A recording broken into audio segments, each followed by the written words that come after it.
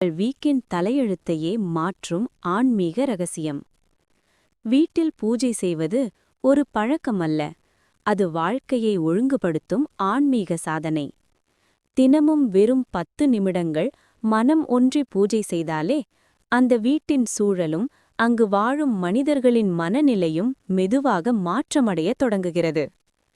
பூஜை ஒரு சடங்கு அல்ல, ஒரு சக்தி.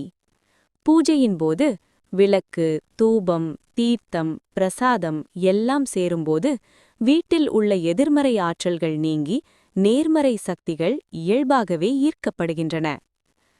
10 நிமிட பூஜை தரும் ஆன்மீக பலன்கள். 1. ஆன்மீக ஒழுக்கம். பூஜைக்கு முன் சில நிமிடங்கள் அமைதியாக அமர்ந்து மனதை ஒருநிலைப்படுத்துவது பூஜையின் பலனை இரட்டிப்பாக்கும். விளக்கேற்றிவிட்டு உடனே எழுந்து செல்லாமல் மனம், சொல், செயல் மூன்றும் ஒன்றாக இணையும்போது உண்மையான பூஜை நிகழ்கிறது. 2. நேர்மறை ஆற்றல் பெருகுதல்.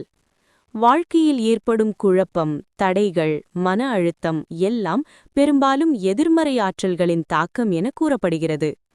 தினசரி பூஜை அந்த எதிர்மறையை அகற்றி வீட்டுக்குள் அமைதி மற்றும் நம்பிக்கையை நிரந்தரமாக நிலைநிறுத்துகிறது. 3. உள்ளம் தெளிவடைதல் தீர்த்தம். நீர் உயிரின் ஆதாரம் மட்டுமல்ல, அது தெய்வீக அதிர்வுகளை தாங்கும் சக்தி கொண்டது.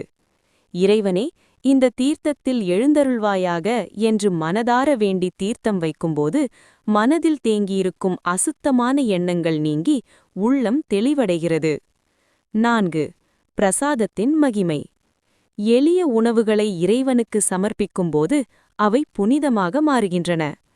கற்கண்டு, பால், பழம், சர்க்கரை போன்ற எளிய பொருட்களே போதும். வெற்றிலை பாக்கு வைத்து வழிபடுவது குடும்ப நலனை அதிகரிக்கும் ஒரு பாரம்பரிய ஆன்மீக வழிமுறையாகும். 5. விளக்கேற்றுதலின் சக்தி. விளக்கு அறியாமை என்னும் இருளை அகற்றி ஞான ஒளியை ஏற்றும் அடையாளம். அகல் விளக்கு அல்லது நெய் விளக்கு ஏற்றுவதால் வீட்டிலுள்ள தோஷங்கள் நீங்கி நல்ல சக்தி நிலைத்திருக்கும். தூபம், சாம்பிராணி வீட்டின் சூழலை சுத்தப்படுத்தி தெய்வீக அதிர்வுகளை உருவாக்குகிறது. 6. மன அமைதி மற்றும் ஞானம்.